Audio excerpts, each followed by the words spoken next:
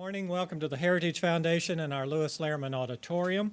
We, of course, welcome those who join us on our heritage.org website on all of these occasions. I would ask those in-house to check that cell phones have been turned off as a courtesy. I'm unfortunately unable to do anything about those mining for gold still in the basement. But construction is part of Washington, D.C. We would ask our online viewers at any time they're welcome to send questions or comments, simply emailing us at speaker@heritage.org. And of course, following today's presentation, we will post our program on the Heritage homepage for everyone's future reference. Hosting our discussion and leading it today is Steve Moore, who is Distinguished Visiting Fellow, leading our Project for Economic Growth. He focuses on advancing public policies that increase the rate of economic growth to help the United States retain its position as the global economic superpower. He also works on budget, fiscal, and monetary policy and showcases states that are getting their fiscal houses in order. He previously wrote on the economy and public policy for the Wall Street Journal and served on the journal's editorial board. He has served as a senior economist for the U.S. Congress Joint Economic Committee, and he also founded the Club for Growth and served as its president until 2004. Please join me in welcoming Steve Moore. Steve? Thanks, John. Thank you, John. Thank you all for being here. We're going to have, I think, some fun this afternoon and learn a lot about what's going on, both in cities and with America's Fiscal Constitution. Mayor Bill White is a longtime friend. He is today senior advisor at Lazard, a firm advising corporate leaders and government leaders worldwide. He served as mayor of Houston, Texas, the state's fourth largest city, and was twice reelected that office. By the way, it's the nation's fourth largest city, right? Not the state's fourth largest. The mayor and I were talking, and he was saying that during his term in office, the metropolitan area in Houston, you can correct me if I'm wrong about this, that the metropolitan area in Houston created more jobs than 47 states, which is an amazing record of economic development and job creation. Congratulations. Mr. White also served as Deputy Secretary at the U.S. Department of Energy in the Clinton administration. He formerly was a lawyer at the Sussman Godfrey law firm. For his leadership in response to Hurricane Katrina, he received the John F. Kennedy Profiles in Courage Award. Wow, that's an amazing award. And Governing Magazine named him the Governing Official of the Year for 2007. He has worked as the Chief Executive Officer of a successful business and as a member of numerous corporate boards. He was the Democratic nominee for Texas governor in 2010. He is a graduate of Harvard University. We will not hold that against you, and the University of Texas School of Law. Mayor, we're just very pleased and honored to have you, and thank you very much for coming. And I left out the most important thing, of course, which is that this new book of Mayor's called America's Fiscal Constitution is kind of a game plan on how we can get back to fiscal sanity in this country, and I think it may take a Democrat to lead us that way. Thank you, Mayor. Who knows? Well, I'll tell you, Steve, why don't we kick this off by making a few comments about the book, if that's okay, and then for you and the audience and everybody out there, I keep my seat. Look, I wrote this book because I wanted to tell people a remarkable story about how generations of Americans had preserved the future of this country by balancing the federal commitments and resources. It was a story that was often well understood, but now it's becoming increasingly forgotten. Mm-hmm. We've had a radical change in the attitudes towards federal debt since 2001, and that radical change has occurred with the leadership of both political parties. And I wanted to tell something about the background of that change and the tradition by which it ought to be evaluated.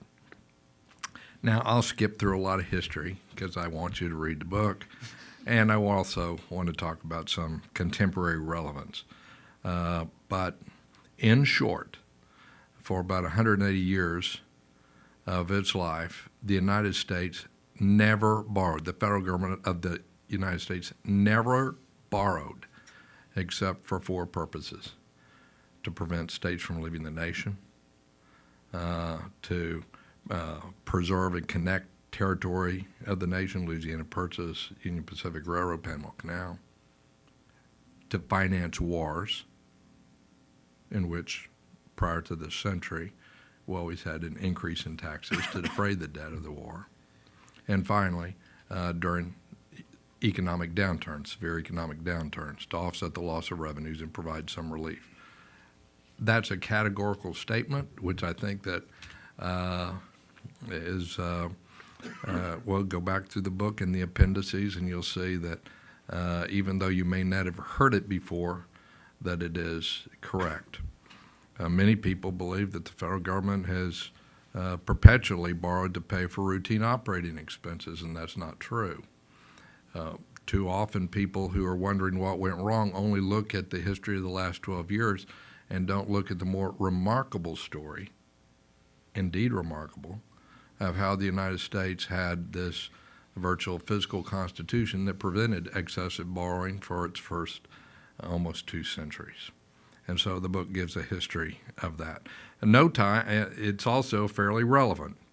As we're sitting here today, the interest on federal debt is the most rapidly growing category of federal expenses, major category in percentage terms. According to the CBO, going from $435 billion total last fiscal year to over $1 trillion a decade from now.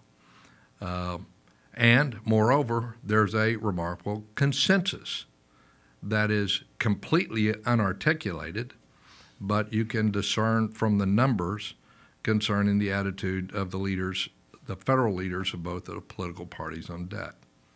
And for that, Steve, I think you can take a look at about the budget that'll be proposed in the Senate today and was proposed in the House, and compare that with the CBO baseline.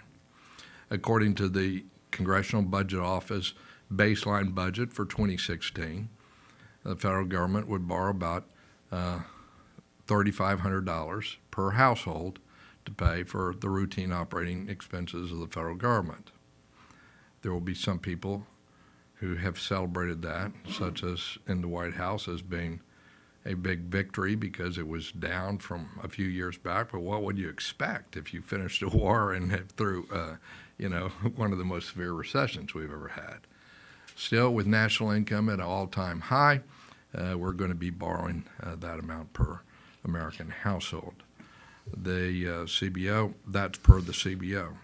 If you take the House budget plan that was proposed yesterday, and you add to it the things that they put off budget, put back into defense funds, the overseas contingency, and put into it the extension of the tax breaks due to expire this year that congressional leadership supports, and the leadership of both parties support transportation funding, and both parties support transportation funding over the budget that was provided by the Republicans. What you see is a deficit that is in line with $3,500 per household.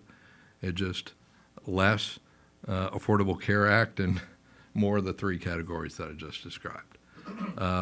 So there's a remarkable consensus that's aberrant. Finally, let me just say that's a radical change. Before 2001, it was very rare that the leadership of either party, much less the leadership of both parties, would claim that if you balance the budget immediately with national income at an all-time high, you would just stunt American long-term economic growth. That had never happened before. Never before in the history of the United States had we conducted major wars when we didn't increase taxes, and it was beyond the pale to consider waging major wars while cutting taxes.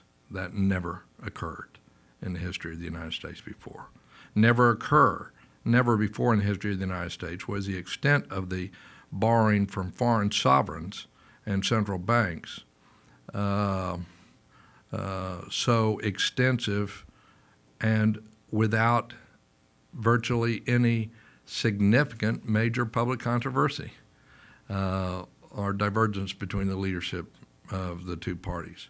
Never before had Congress passed a major, like big percentage of the major domestic program, such as the expansion of Medicare in 2003, that was intended at the outset to be funded entirely with debt, except for 75% of it was funded with debt.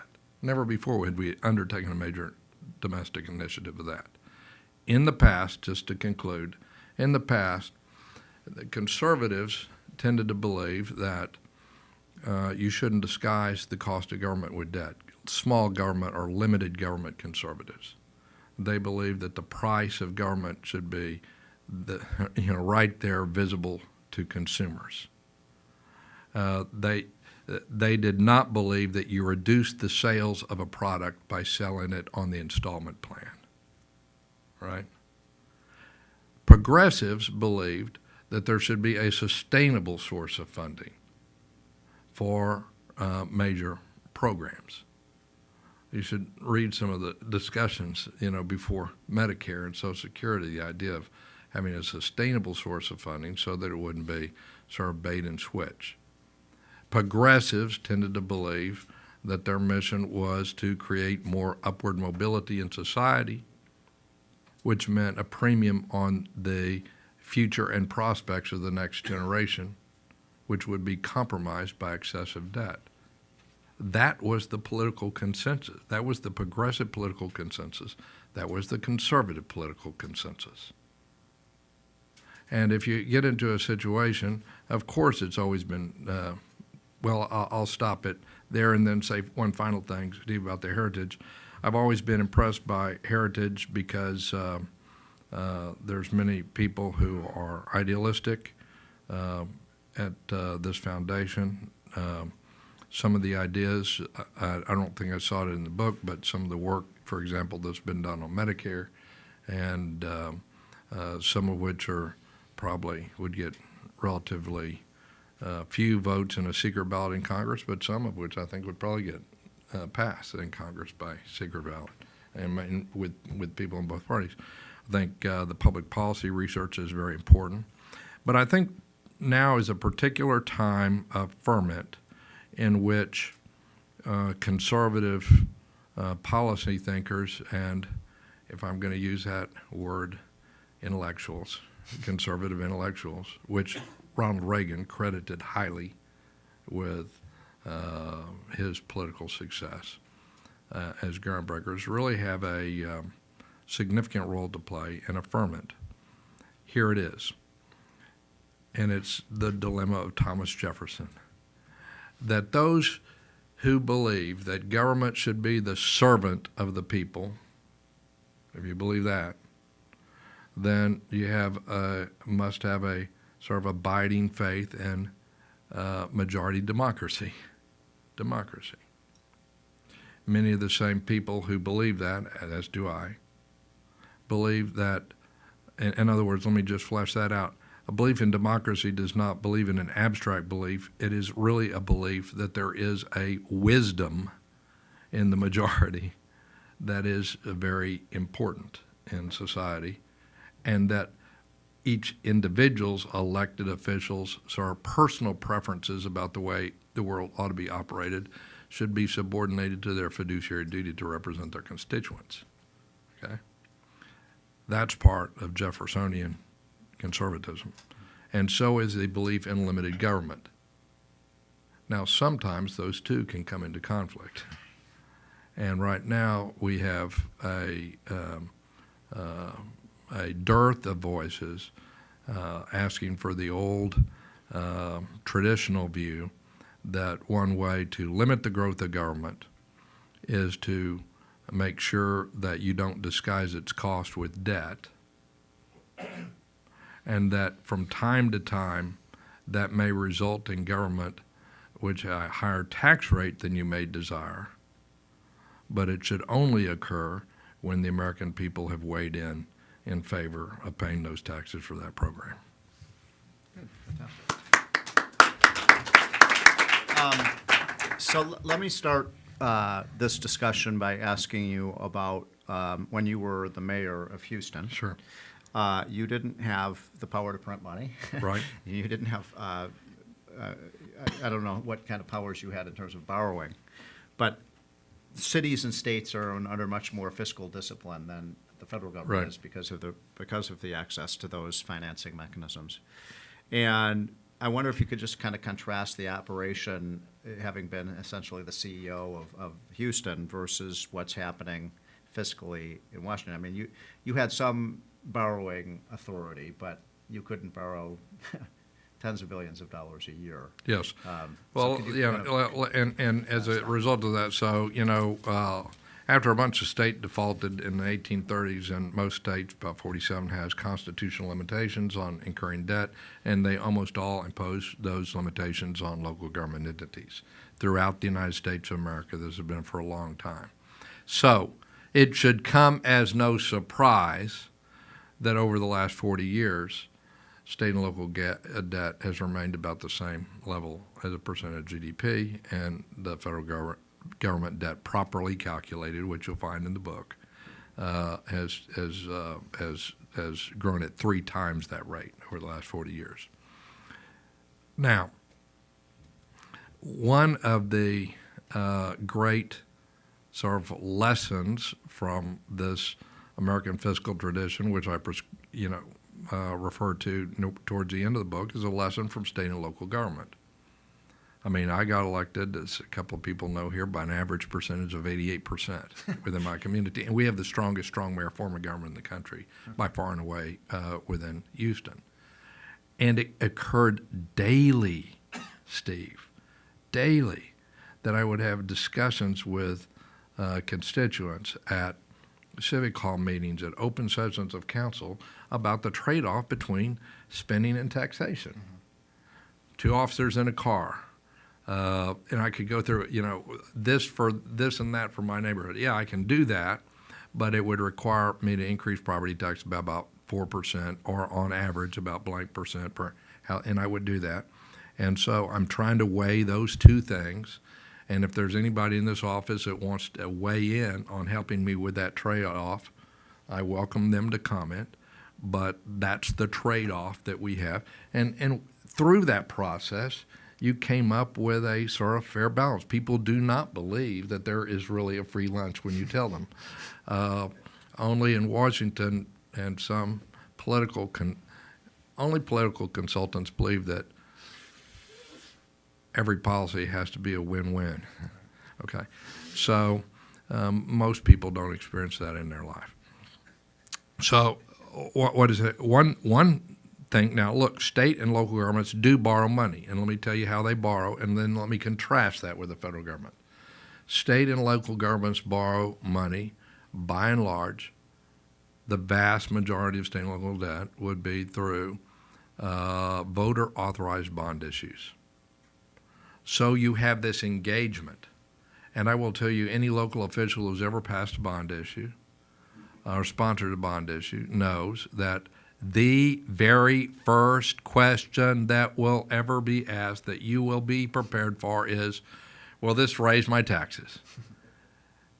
And moreover, you have nowhere to hide, because the same schedules you show the debt rating agencies on how you're going to service that debt. The Open Records Act, everybody can know them. So you got to weigh that balance between, and then finally you got to explain to people exactly what the debt is incurred for, so the people can make their balance. In the old days, every debt incurred by the United States required a congressional authorization. That is, let me be very more specific. If you appropriated funds where you did not have the available federal revenues, or didn't think you had the available federal revenues, then you would, at the same time, by separate vote, authorize the debt to pay for what you just appropriated. Isn't that refreshing change from the silliness where people vote to appropriate funds, and then weeks later, in the case of January of last year, then they vote against borrowing the money to pay for the spending they appropriated. And if you think that the concept of separate votes to incur debt for a portion of one of 14 appropriations bills is too complex for Congress, then there's a whole bunch of people in state legislatures and city councils that have mastered that complexity, because that's exactly how votes occur in state legislatures and city council in city councils. There's a specification of the fund that is used in order to pay the bill at the same time the appropriation. So when you were mayor, the city did amazingly well, and was arguably the fastest growing city in America. So you had all sorts of growth. That must have caused a big increase in revenues to the state, to the city, partly because of the oil boom and other things that were going on in Houston. Houston's become a very tech-savvy city as well. Was the how do you hold down spending in that kind of environment where you just, you're flush with revenues during good times? Okay, Were you able to manage the budget? Yeah. First of all, I cut the tax rates 5 consecutive years. And the second is I introduced, and the voters passed, this is a paradox, that we passed a charter amendment, basically a change in the Constitution, that would limit the growth in spending absent authorization from the voters. Absent authorization from those, spending in the operating accounts of the city to the combination of population and inflation. My sort of preferred formulation would have been something more akin to income, but we didn't have good stats on that, and there was a little negotiation with some people who wanted to go farther, and so How has that worked? About 3 years into it, we did have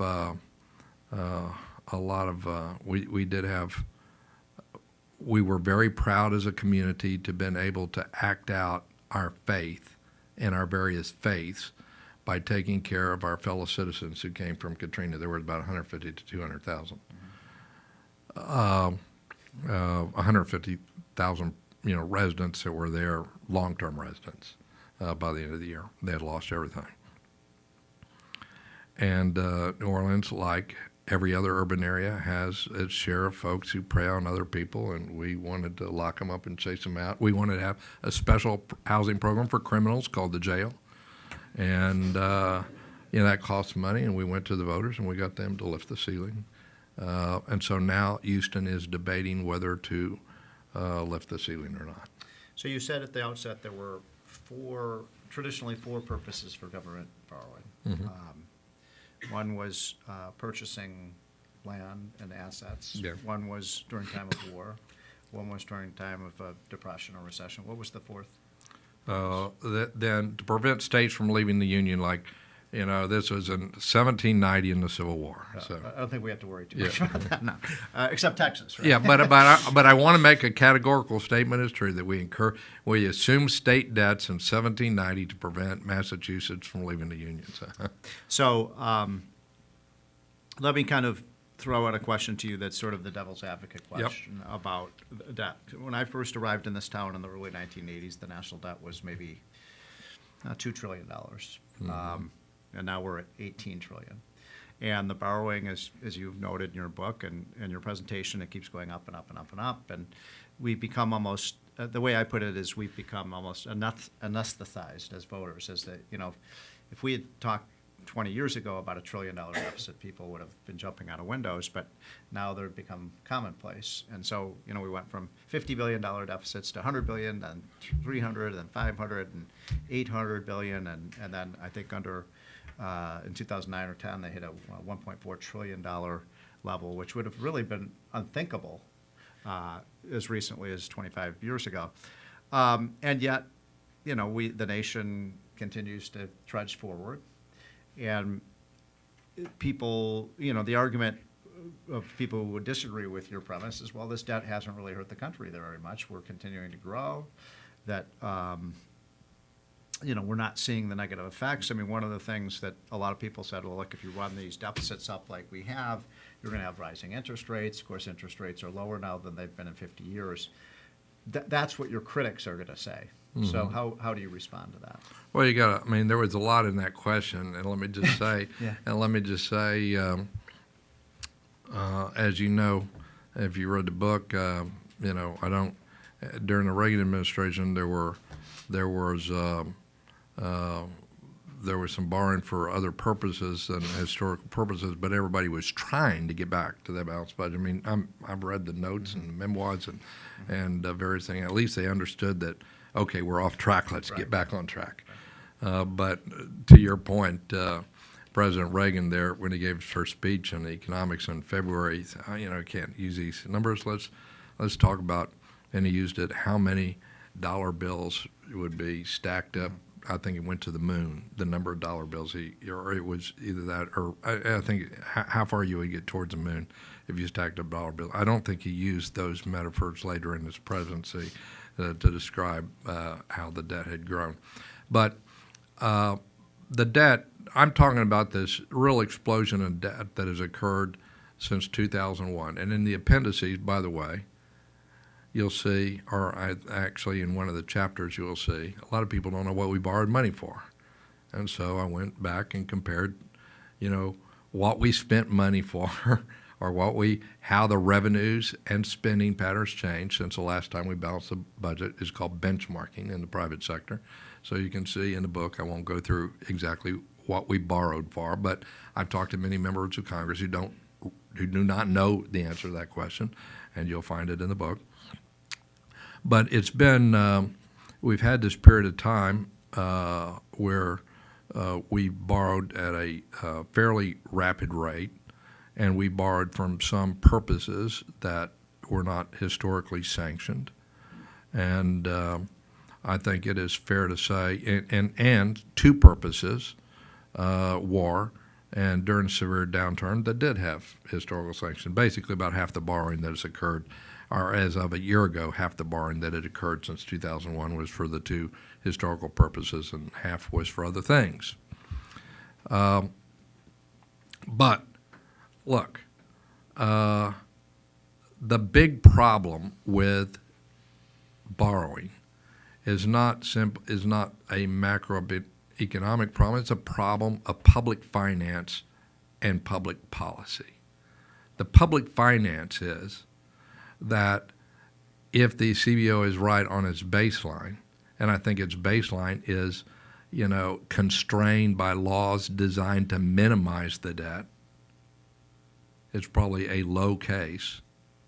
Then with any, the average weighted treasury goes back up to, even 3.8%, over 40% of the personal income tax revenues are used to pay for prior bills.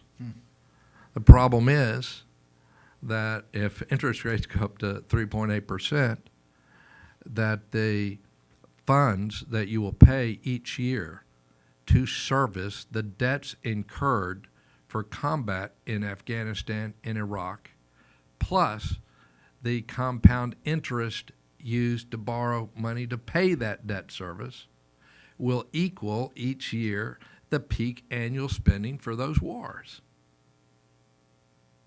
And that's money that we could use for other things, be it defense, tax cuts, domestic program, or anything else. This is a fundamental problem with the excessive use of debt. And compound interest, I want to tell you, why do we fear cancer? Well, whenever you're dealing with things that increase exponentially, whether it be fissile reactions for a weapon, the power of compound interest you can never underestimate, and you cannot beat compound interest in a marathon. You got to beat it in a sprint, because once it gets far enough ahead of you, then you have a problem. And this is a problem that we have if we continue to borrow for routine expenses. So in a sense, let me just say that, if I went out and I ate a lot of Mexican food for the next 3 days, more than what I used to when I was 20, I think I would enjoy myself. And people would say, well, Bill's happy. It looks about the same that he did. If I did it, after a while, there are consequences to your actions. So one last thing, and then we'll open up. By the way, there's a book out called The Forgotten Depression. I don't know if you've heard about this, by Jim Grant, that talks about what happened in 1920, 21, when we had a severe mini depression after World War I. And the Harding administration did nothing. There was like no public policy reaction at all, and it turned out to be a very short-lived recession, and the economy went through a boom period after that. So I'm not even sure that borrowing during times of recession is necessarily such a good idea. But before we open it up to just a few questions from folks, what are the 2 or 3 policy prescriptions? This is a policy town. Right. We're after solutions here. What do you propose that we do to reverse this spiral of debt? I'd say there's, I'll just, okay, people, last chapters deal with budget reform, and I've mentioned 1 or 2 of those budget reforms here. I recommend people get. I think it'd be great if we had something this Congress where people, if they voted on a single appropriations bill, they voted on separate amounts that would be tax revenue funded and the amount that would be debt funded. So we would put on record, without this, like I mean, it's ridiculous. It's theater. We're better than that. If people vote to incur debt, they ought to vote for spending greater than the revenues. They're voting for debt, and but of course, their healthcare expenditures, particularly Medicare and national security. So I think you talk about the cost. I think the cost of interest rates consuming debt service consuming a greater and greater percentage of each tax dollar will be the first cost we'll see is the threat to our capacity to have a global security umbrella that is and perform a similar role in world affairs that we did in the period, the fairly long period now, since 1950. And some would say since World War II, but you'll see a little bit more about that in the book. I mean, we were ambivalent about it for about 5 years, but then we stepped it up in 50. That's been a long time, and we played a remarkable role in the world. But generations of leaders understood that chronic borrowing to pay for routine security spending would undermine national security by undermining the sustainability of that spending and the ability to respond to a true national security emergency. That's something I wish some of our defense hawks would understand. Yeah, no, but and here's a corollary. Let me do. If you're a defense hawk, then you either have to be for making an explicit case for the taxation sufficient to pay for that, or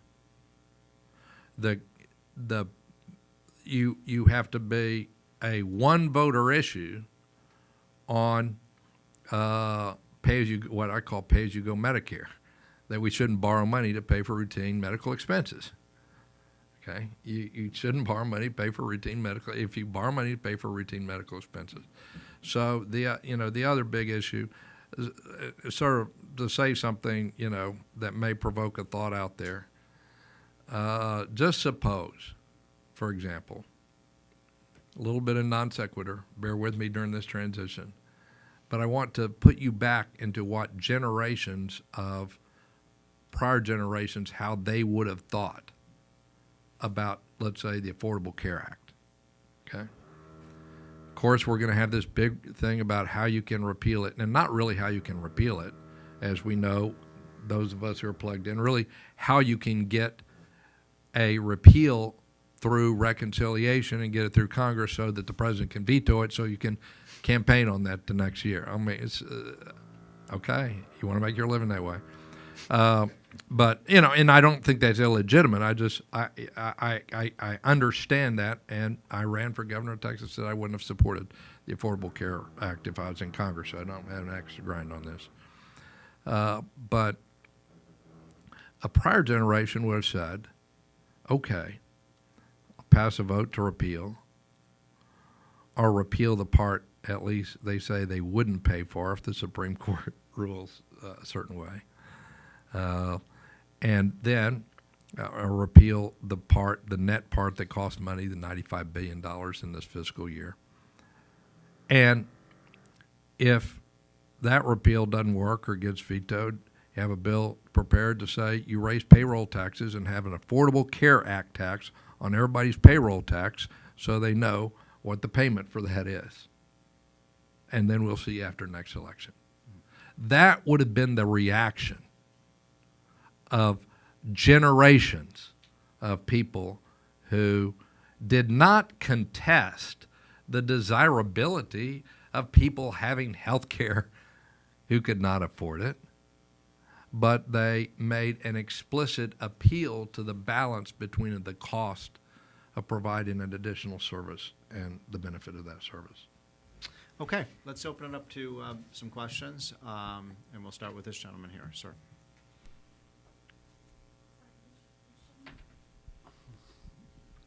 Thank you. My name is Hermes Levy. I just want you to comment. I'm curious about what happened in the mindset of American. I know that in the 18th, 19th century we have surpluses, and all of a sudden we get so much debt. What did happen to explain this mechanism? First, I'll say what didn't happen. What did not happen was some cultural change or political change or vast, well, we're a nation of borrowers. Why? Because in 2000, the leadership of both mainstream political parties celebrated and competed to take credit for the fact that we had a surplus. So when you had no person running for the presidency in 2000 or Congress advocating borrowing for routine expenses as a matter of public policy, you can hardly say that there was a watershed electoral mandate to do so. But after that year, beginning with the Republican Party and then following the Democratic Party, each party had a spending policy and it had a tax policy.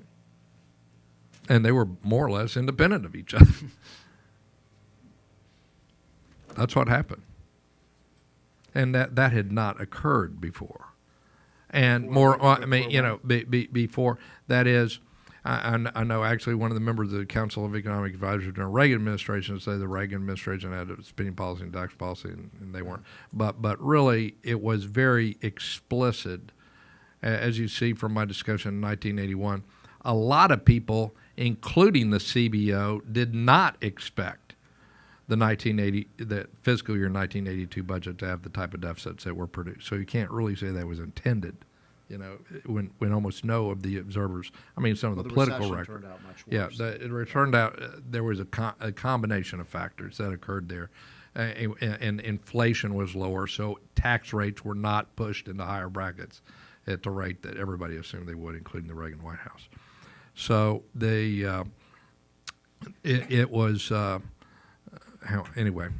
I got off the answer. That's what occurred. The Bush administration had a tax policy, it had a spending policy, and version of compassionate conservatism is you increase spending, you cut taxes. In the back. Oh, here and then. Why don't we do here and then in the back? First of all, as one who has read every page of the book, including all the notes, I compliment you on a great piece of history that is also a very fun read. Thanks. As you saw during Katrina, there's not a strong appetite for smaller and less paternalistic government, which means that we're going to have to resort to taxes at some point. How do you see fear of debt overcoming the proliferation of no tax increase pledges that currently hampers any change in the tax structure? Well, maybe I'm just an old-fashioned conservative who believes, as did Milton Friedman and Professor Buchanan, I think, was there when you were at George Mason, probably, yeah. who believes that debt is deferred taxation with interest, and that the size of government is determined by its spending, not by taxation. Now, I won't get into all the contemporary policy currents. It is fair to say that limited government conservatives would want to have a lower level of both spending and taxation than would, say, many in the Obama White House, for example. Period. I'm not saying there's no difference between the political form. But the idea that you're conservative by selling the government on the installment plan, I think, is not worked at the very least, and that it poses, let me put it another way, a policy that we win if we lower taxes and that disguises the cost of government, regardless of whether there's spending cuts, and progressives win if there's fewer spending cuts, is a losing game for both in the long run because of math, not because of ideology. Because each dollar spent in taxes, there'll be less to pay for current and prospective benefits and more to pay for what you've already consumed. So the issue really is, from a kind of Republican conservative standpoint, I think there's really two views of this. One is, as my old boss at the Cato Institute, Bill Niskanen, a great economist, used to say, look, if you're going to charge people 80 cents for $1 of government spending, they're going to want more government spending. Exactly. Right? And there's no question about that. And so the idea that if you force to raise the taxes to pay for the spending, that it'll reduce the citizen demand for spending. I think there's a lot to that, but there's also an alternative view, which I also subscribe to, and sometimes these are maybe contradictory, that the taxes cause spending. That when you raise taxes, and the evidence is pretty clear on this over the last 50 years, that when we raise taxes, Congress views that as an invitation to spend. And in fact, you correctly quoted Milton Friedman, on the fact that the cost of government is clearly how much it spends, not how it's taxes. But he also believed that that when you raise taxes, government will spend more. So those are the two kind of conflicting kind of views on the right. I wonder what your reaction is to those. Well, historically, let me just say, there were generations of Americans that were less educated than we are, that had a wide range of political opinions and views. But let me summarize how they viewed it: is your tax policy and your spending policy ought to be linked, and that sometimes you'll win and sometimes you'll lose, and the outcome will be in the next election. There are two people who are heroes of mine who did not agree on very much, and I give vignettes in the book: Senator Taft of Ohio and President Truman, who had a great deal of personal respect. And Taft was a true small government conservative in a certain sense, although he believed in a social safety net. And they fought it out on this tax and spending trade-off. And but neither of them thought, well, I'll tell you what, why don't we split the difference by borrowing money? Right. That was an election. So I think you can. I think people should. If you're against taxation, you ought to figure out a way to cut the spending. If you really think that the current state of federal revenues are, what they ought to be, the tax policy is, then instead of having a $355 billion deficit, the House Republican budget, plus probably another, $80 billion added, or $90 billion when you add the tax extenders, the transportation funding, the defense, instead of having, a $440 billion deficit, they ought to go for cutting spending back to the available revenues, if that's what they believe. Okay, back to this gentleman. I'm Dino Drudy, an interested citizen and economist. But the question I have for you is fundamentally a political question, Yes. because as Steve pointed out, when you raise taxes, Congress thinks they have more money to spend. Really, it's the public whose taxes are being raised that wants more services in exchange for accepting the tax increase. Is it feasible, in a more than theoretical sense, for the Congress and the White House to live within its means? Or is there a built-in incentive to tax cut and spend so long as you can postpone to some other generation having to pay for it? And if so, is a balanced budget amendment which forces it on them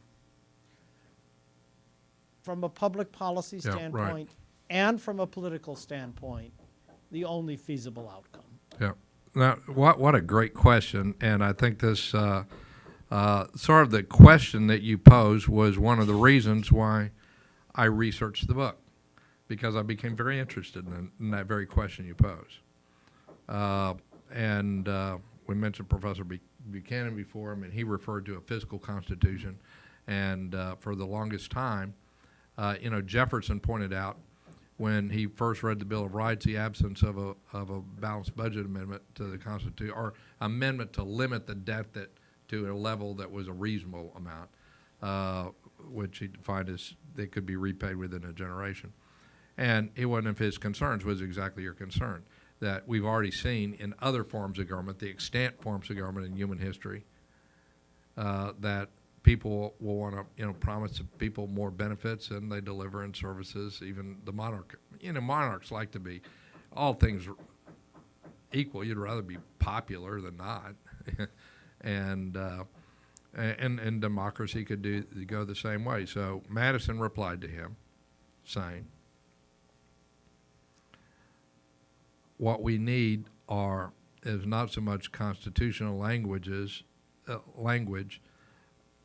reflecting philosophy as political principles grounded in experience that can be clear to the eye of the ordinary politician." And they developed those principles. You don't borrow except for, and Madison pointed out, you have to have some exceptions.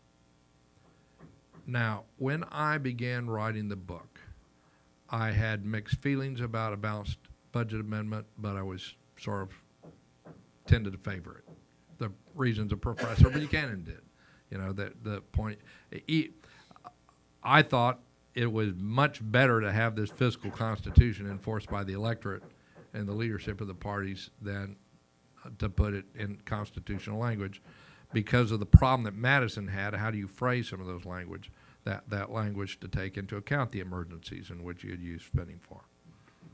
I was tended to be sort of, and moreover, I'd seen what had occurred in the 1980s when the support for a balanced budget amendment was used as a placebo or surrogate for trying to balance a budget, for having an actual plan to balance a budget within a short period of time. That can occur. However, there is this very difficult issue, even if you go back to the 1995 language, which, lacked one Senate vote of getting through, of what you do for borrowing during economic downturns. Now, that amendment phrased it, you can have declarations of war, but during economic downturn, as being 60% a supermajority vote. And then I went back and do what we do in the investment world, back-tested that. What would have occurred from day one in American history if that framework would have been in place? And all of a sudden, I learned stuff like this, that regardless of where you may want to go on the argument, in 1990, you would have had a budget agreement resulting in much greater debt. In other words, to pass a budget of the United States, then you'd have to have something, in many circumstances, you would have to have, or if you started from deficit to begin with, and didn't just take it, then basically you need, 60. You need 61 or 60 or 61 senators to pass the budget. If you need 60 or 61 senators, you may have a situation where, okay, you get your tax cuts, you get your spending increases, you get your increases for defense, you get your increases for domestic. Now we got 61. What does that do for you? So it's a tough issue. Two more last ones, and then we'll.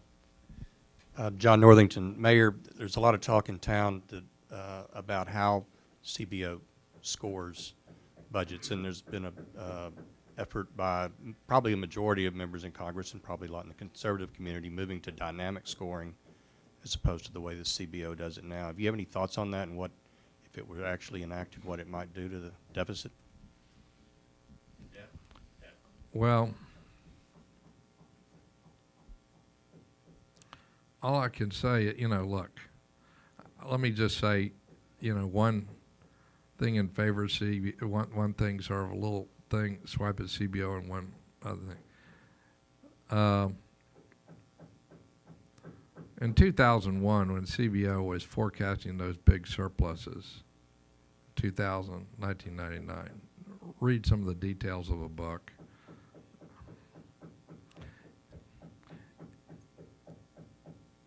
I would pay a whole lot more attention by what members of Congress do in the current fiscal year than what they think that future Congresses ought to do. Suppose you had two friends talking about their diet plans, and one person had a diet plan, and their diet plan was every day for the next year, I'm going to increase exercise and reduce caloric consumption. They did so for 365 days. They lost 30 pounds. The other friend said, hey, listen, 30 pounds, that's nothing. My New Year's resolution was that every New Year's I should make a resolution that a year from then I should lose 35 pounds. That's, the headlines are going to be, in fiscal year 2016, if you remove the accounting tricks, I think you're going to see the Republican budgets, conservative budgets, are going to be right on the CBO baseline. But anyway, dynamic scoring. The CBO has, for a long time, had economists calculate the net impact of significant changes of fiscal policy on the macroeconomic variables, and their changes principally in tax revenues and demand for services. I say that to people, and then, oh yeah, but they don't, I don't get me started. I mean, more citizens need to understand how budgets actually are put together. And sometimes those economists are wrong, but they do score these things. They do score, these things. We'll take these two questions quickly, and then we'll wrap up. Or let me put it, but they do calculate these things. They're incorporated within their budget outlooks. Let me put it that way. They are incorporated within their biannual budget outlooks. Tom Donlan with Barron's Magazine, which has been proud to feature a couple of your guest editorials. You bet. Many thanks for doing them. You haven't yet mentioned the fourth branch of government, the most important contributor probably to the current deficit mess, and which is meeting today to lose patience with the need for zero interest rates. The Federal Reserve has financed what the Chinese used to finance and what the Japanese financed before that. Do you think that that if the Fed goes back to normal policy of that there will be a well, I should ask you, Yeah. what do you think the consequences would be of going back to normal Fed policy, where it doesn't actually monetize the debt? Well, first of all, I'd say, Tom, I do not think that the Federal Reserve at any time in U.S. history, except for say maybe 44, 45, and 17, 18, and 19, 17, 18. Except for 4 years. I've gone back through minutes, memoir, just said, we are going to monetize debt to sort of blunt fiscal impact. They've usually had some other, and I think genuine rationale for their monetary policy. That has been one of the features of it. And as a result of the monetization of that debt, the net interest due by the United States is significantly less. Not simply, in other words, they credit back to the Treasury the interest on the stuff that's on the Federal Reserve's books. Little known fact and a little discussed. But if we have a higher interest rate, if we revert towards the mean, this is our post-World War II mean, on weighted average would be 4.5%, but even if it was 3.8%, which is where the, in post-2020, which is about where the CBO says it would be, it's going to cause a substantial increase in the annual debt service of the United States. So now, I do not think that is a rationale. I think basically the Federal Reserves ought to have a rationale. It has this dual mandate, and I'm not saying that one of its mandates should be do or do not monetize federal debt. I do think that the Federal Reserve has, as I even devote a little bit part of the book, does have a big stake in getting the fiscal house in order of the United States. When the Chairman Yellen talks about, at the time it was a $700 billion deficit and a $600 billion deficit and a $500 billion deficit as being fiscal drags with national income at an all-time high. Maybe I got to go back and learn some macroeconomics because in the old days those would not be called fiscal drags. And I'll tell you one reason why is that you're going to, with that amount of federal debt outstanding and the federal debt being so widely distributed, including, I'm not xenophobic, including the central bank having about as much treasury debt as the Federal Reserve does on its books today, then everybody else can do open market transactions, right?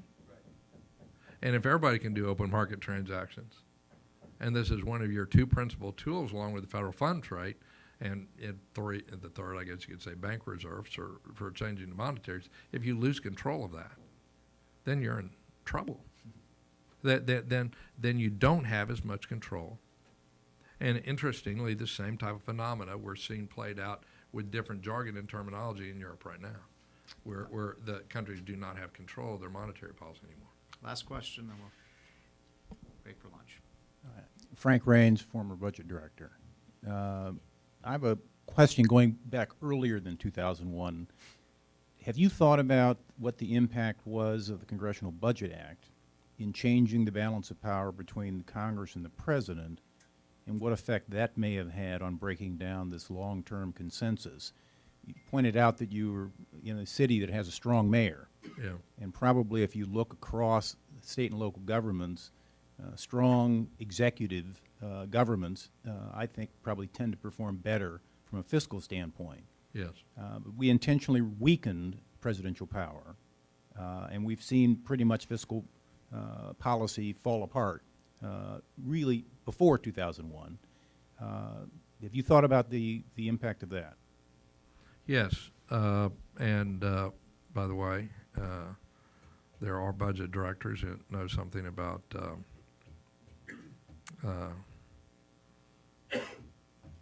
trying to balance a budget and the choices that need to be made.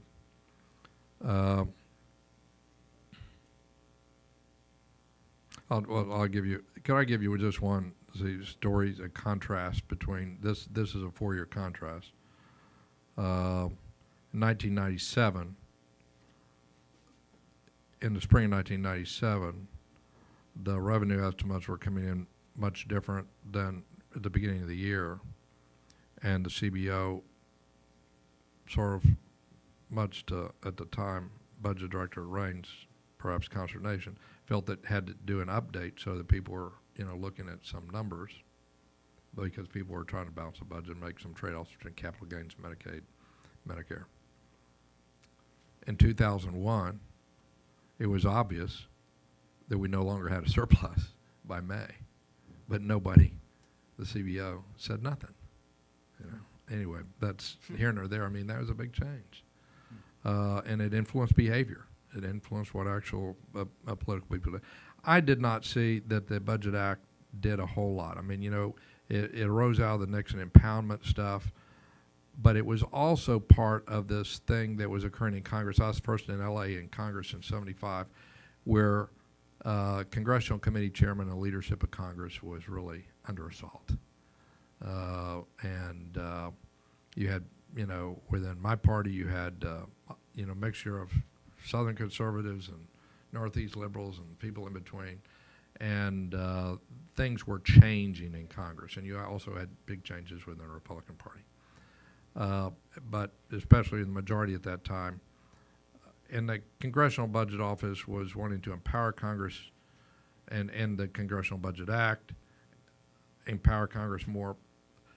Probably they found that the budget resolutions themselves didn't have quite the effect they thought because of the lack of the reconciliation procedures to rein in what the mandatory spending or non-discretionary spending or entitlement, whatever you want to call it. But when they did that, what was the first major use of the reconciliation bill? The first major use of the reconciliation bill was to erase spending and cut taxes in 1981. So I'd say that we're better off having a Congressional Budget Act. We're better off having budget resolutions. But I wouldn't say the budget when we've had strong presidencies that are very politically popular, they have a very powerful influence on the budget. And when the president is weak, they have a weak influence on the budget. That is one thing you'd say from American history, and including recent American history. So is Houston going to survive this? To change the subject for one second, the fall in oil prices has, been a big hit to the oil capital of the world, which is Houston, Texas. How bad is it going to be? Well, I don't think we're going to add a couple of 100,000 new jobs as we did over the last 24 months, but then maybe we'll have a chance to catch up on traffic and some other things. I'd say this is something in the long term. Now you have a bunch of great thinkers here at the Heritage Foundation. One sort of metric I used that was pretty good in trying to explain the success of our city, which may not have the greatest image in the world. But if more people are moving there, let me put it this way. If you read the West German papers, there were all sorts of problems, and in East Germany was a workers' paradise. But if you wanted to see who was successful, it was where people are moving to, and by that metric, we're the most successful big city in the United States over the last 40 years. And I would say that the gap between the average earnings and the average standardized cost of living using the head-under scale for standardized size of house, the amount taxes, everything. That gap is positive in Houston and much bigger than any place else. And for what you study in economic growth, having a gap between the money you make and the money that you must spend in order to is a great engine of entrepreneurship and growth and everything else. Well, folks, if you haven't read this book yet, I'm about halfway through it. It is a damn good read, and I'm really so honored and privileged that you came here today. And if you haven't read it, please do. America's Fiscal Constitution. I think this does come from Jim Buchanan, doesn't it? I think he used the term fiscal constitution. He referred to it, and it wouldn't have been. I was going to say it would not have been alien to the founding fathers. They really believed that there was an informal constitution as well as a formal constitution, because they were English and they were used to that. And that's what they wanted to create. Well, let's give a nice round of applause to Mayor. Thank you very much.